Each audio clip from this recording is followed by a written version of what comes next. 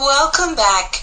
We had the chance of interviewing Screen International's Middle East correspondent Melanie Goodfellow, who took part in the Cairo Industry Days held within the framework of the 42nd edition of the Cairo International Film Festival. She participated in the 4th edition of its talent supporting initiative, Arab Stars of Tomorrow.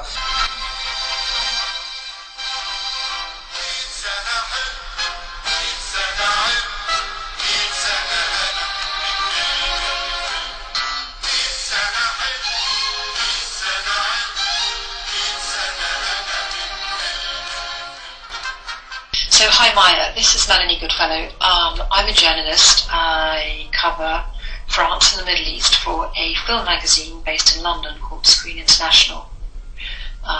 So I travel festivals when we don't have a pandemic. I go to the big festivals like Cannes and Berlin, and my magazine, we do daily papers about the markets, about what's happening, what films are showing, who's buying the films, who's making the films. So I'm really covering the film industry from an industry standpoint. Answer to question 2. So this was the second year that we've done Screen's Arab Stars of Tomorrow with the Cairo International Film Festival. The previous editions were with the Dubai International Film Festival, but when that came to an end, we were looking for a new home for the initiative. And Cairo is a great place to hold this initiative because the film industry is much bigger here, so it's actually quite exciting to come and hold this in Cairo. And I think it's better for the stars in some respects because they get to meet people within the Egyptian film industry, and the Egyptian film industry is quite important, so it's quite a good process for them, I think. When we first started the initiative in 2016, it was like in response to, at the time, there were like a lot of like the independent feature film scene was beginning to grow in the Middle East, partly because lots of festivals, new festivals had been launched, and film funds and co-production platforms, some in the Gulf, some around the region. Some of those events have since ended, but then they've been replaced by other ones. But we could just see there was like more and more of like a sort of an independent creative scene in the region, and we wanted to like look at it more. And then since then, you've got all the platforms have now started like investing in high-end TV series and also in features. So there's quite a lot going on, I think, for young talents. So yeah, what did it achieve after 4 years? It's not really like a program where we're trying to find people jobs or like give them skills. It's just something that we do at Screen. We like to talent spot and look at who the next sort of hot names or hot projects are. The Arab Stars of Tomorrow initiative is actually a spin-off of Screen's UK and Ireland Stars of Tomorrow, which is quite big in the UK. It's been going for 30 years, and it's discovered all sorts of stars that you probably watch on big screen all the time. In terms of Arab Stars of Tomorrow, I'm quite proud of it. You know, in the 4 editions that we've done, you know, we had Ahmed Malek at the very beginning, Maria Zreik, who's quite well known as a Palestinian actress, and then a director, Munia Akol, who's shooting a movie with Nadine Labaki at the moment. And I'm like quite confident that these, all of these stars will go on, will be named in the future. And I think like the people we have today, like Tara Boud, Bryce Baxter, and the directors Sama Allah and Hannah Alamar, I think we'll be seeing those in festivals in the future.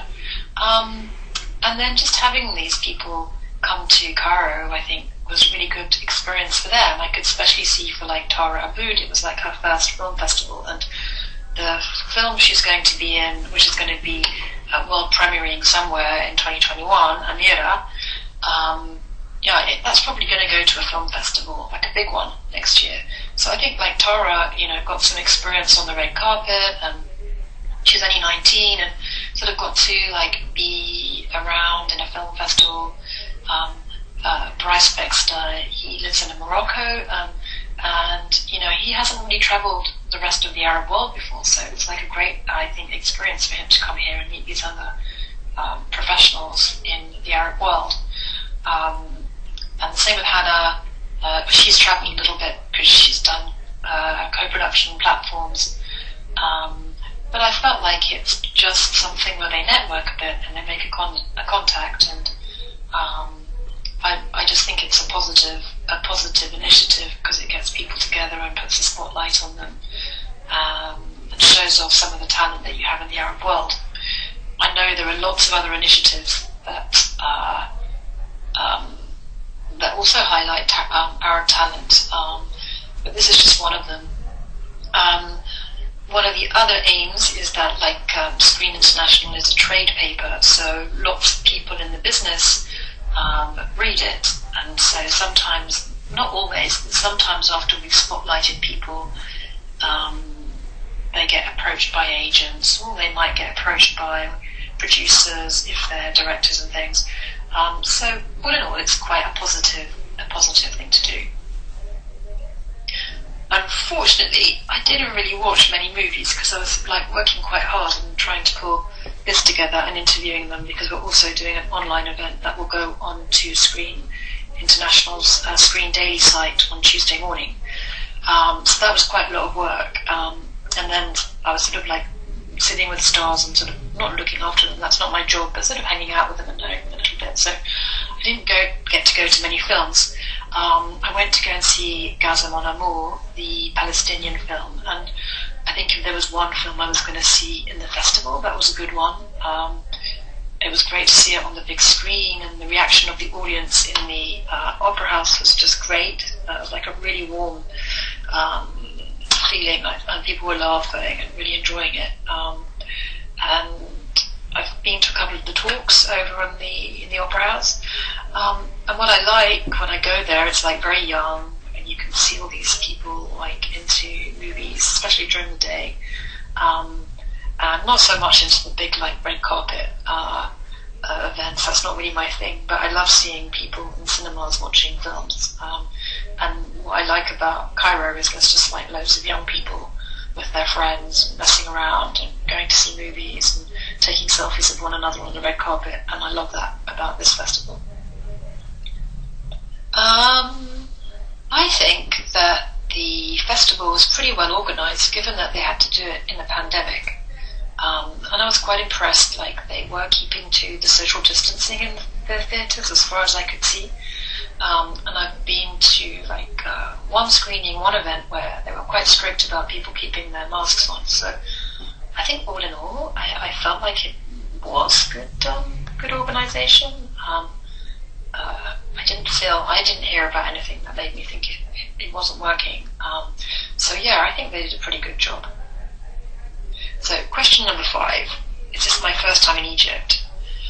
No, it's my third time, but unfortunately I always come here with festivals, so all I get to see is the inside of a hotel and then the festival venue, which is it's a bit rubbish. I'm a bit embarrassed by that, but I keep vowing that I'm going to come back to Egypt with my family and my 2 daughters and visit the place properly. I think like one of my dreams would be to come and live here for a year and a half and like try and learn Arabic and get to understand the film industry here possibly properly, because it seems so big and there's this whole star system I can't quite understand, and I'd love to understand that better. Egyptian cuisine, I just don't know. I haven't really eaten very much Egyptian food when I've been here, but I promise to do better the next time I come back.